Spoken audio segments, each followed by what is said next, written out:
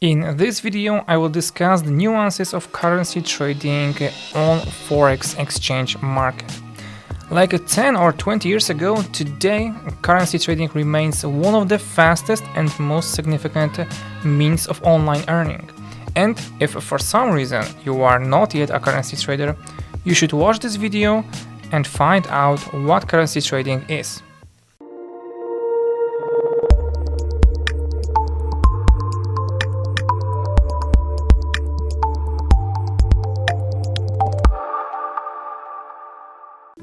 So initially, the exchange was a global venue for exchanging currency. Countries and state corporations made transactions to exchange national currencies to pay for exports and imports.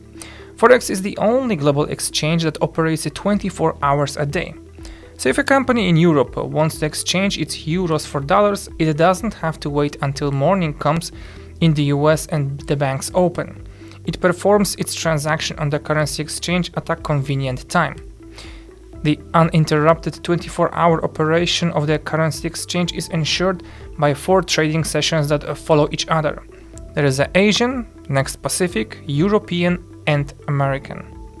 So after the US exchange closes, the Tokyo exchange opens, and after the Tokyo exchange closes, the Sydney exchange opens, and so on. This way, traders from any part of the world at any time have access to transactions in currency pairs. So, this is what makes the Forex market more profitable than the stock exchange, which operates over certain periods. So now, let's discuss what is a currency pair. And oddly enough, the phrase currency trading does not quite accurately reflect the process of exchange trading. On the currency exchange, participants trade in currency pairs. So they were formed because it became necessary to pay for a currency with another currency or with a commodity upon purchase. So for example, on foreign exchange market, you can buy the euro for the dollars or the dollars for the yen. The figure shows what a currency pair looks like. As an example, let's look at the most popular pair, the euro USD. So this currency pair shows that a transaction is being made with euros, which will be bought or sold for US dollars. So if the chart goes up, that means the euro is getting stronger, more expensive relative to the dollar, and the dollar is therefore weakening. If the chart would go down, it would mean, of course, the opposite. A currency pair always consists of 2 currencies. So the currency with which you're making the trade is called the base currency. It is always a first in the pair, from the left.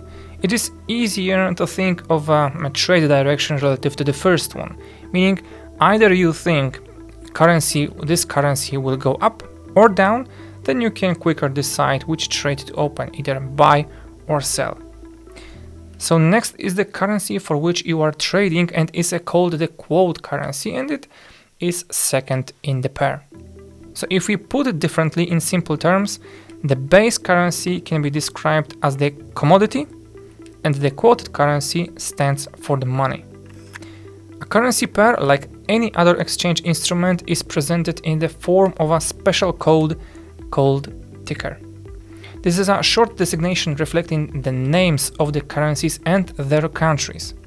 So here you have the tickers of popular currencies. Usually it consists of 2 parts, where the first 2 letters are the name of the country issuing the currency, and the third is the first letter of the name of the currency pair.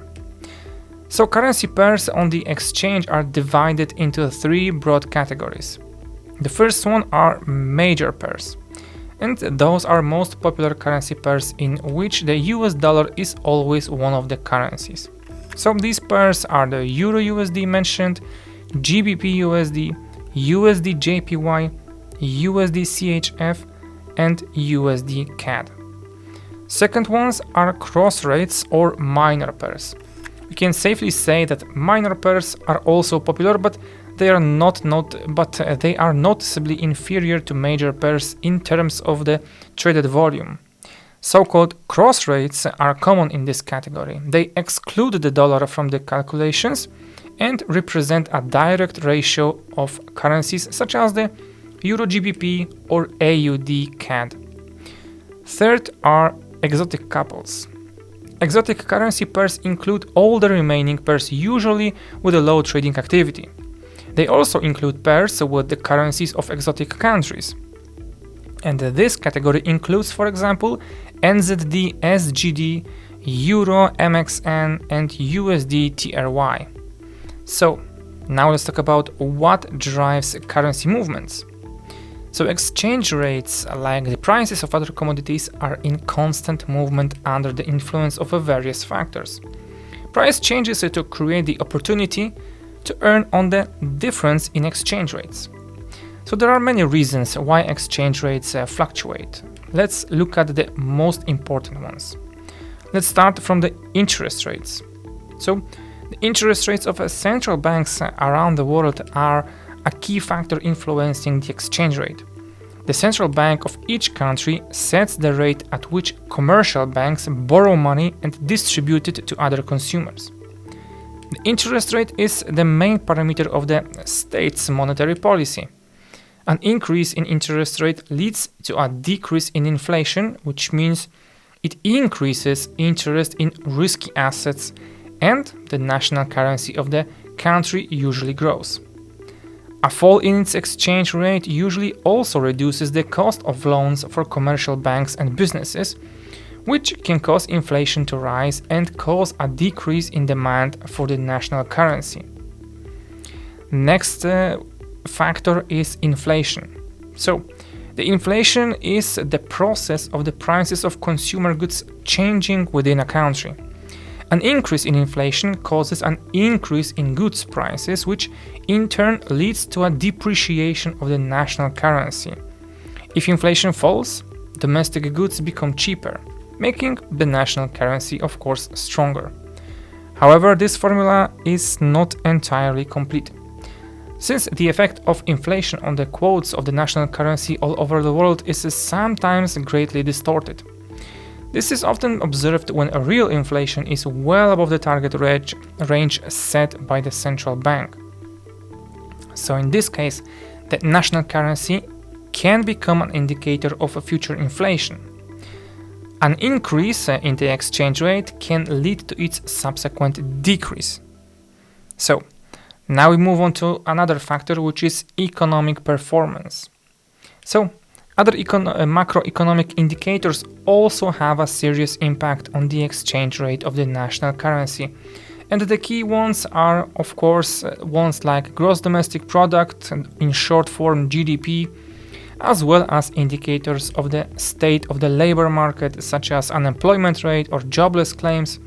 So, for example, in the United States, the number of claims for unemployment benefits, which is published weekly, is one of the primary indicators of the labor market, and its change has a serious impact on the fluctuations of the dollar, of course.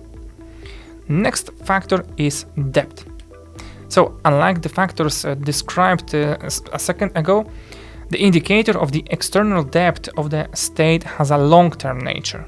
So, in other words, this parameter should be considered when it comes to strategic investment for a period of a year or more.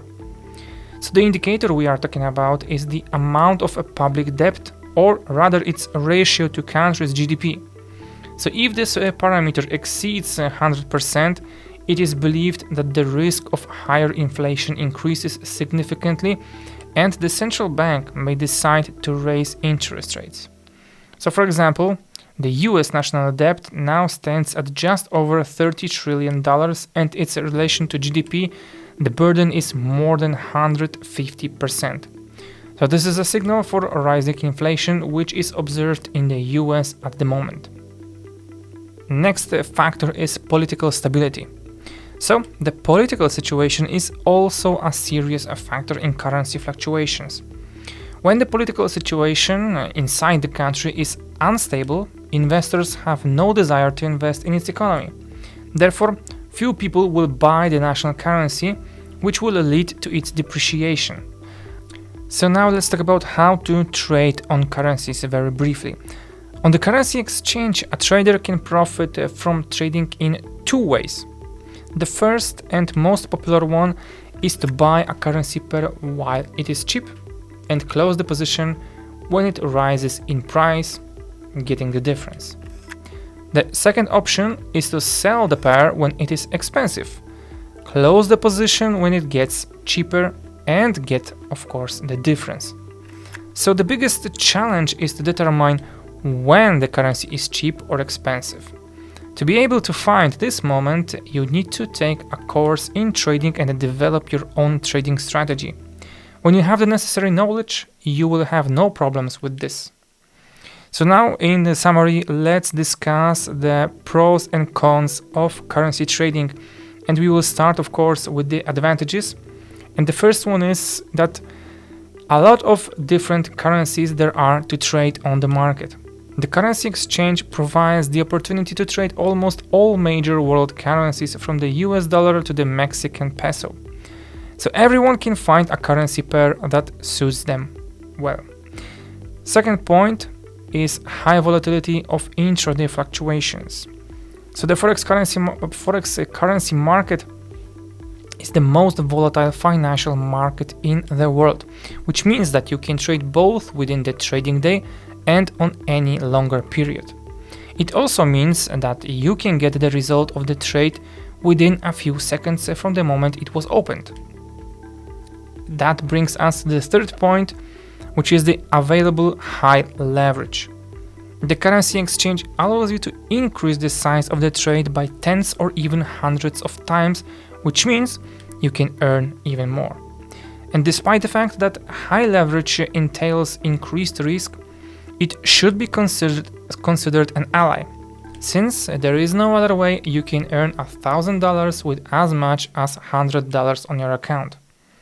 Now we go to the fourth pro, which can open, locking and same direction positions.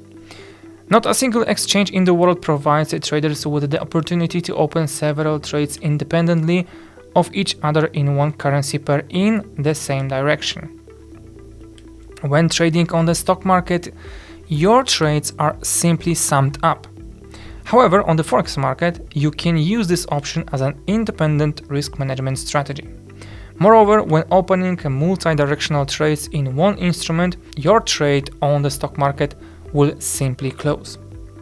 On the Forex market, both of these positions will exist independently of each other. So now we go to the point number 5, which is small initial deposit. So the ideal option for any beginner would be to open an account for up to $1,000 and practice. Currency trading provides such an opportunity because you can start trading even with $50. Now it brings us to the disadvantages, to the cons. And the first one is that, of course, with high reward comes high risk of losing your entire deposit. So as I said before, high leverage also increases risk. You can lose the entire deposit to insufficient knowledge or emotional impulses. Second point, you need constant monitoring. This is typical for intraday trading. You have to constantly monitor the trading process and carefully evaluate all price fluctuations. So now we go to the third point, a third con, which is high probability of broker fraud despite the fact that Forex trading has become safer. Cases of outright fraud still occur. So to avoid these problems, you should carefully select your broker. We go to number 4, high cost in long-term trading. So it means a trader may simply forget to pay attention to swap. If the swap is negative and the currency pair is exotic, the trader may well lose a profit on the trade. You should carefully review all the parameters of your trades. Now we go to the fifth point, is the slippage and requotes. So when trading intraday and placing limit orders, you can often encounter a price slippage. In this case, your orders will either be shifted or cancelled altogether.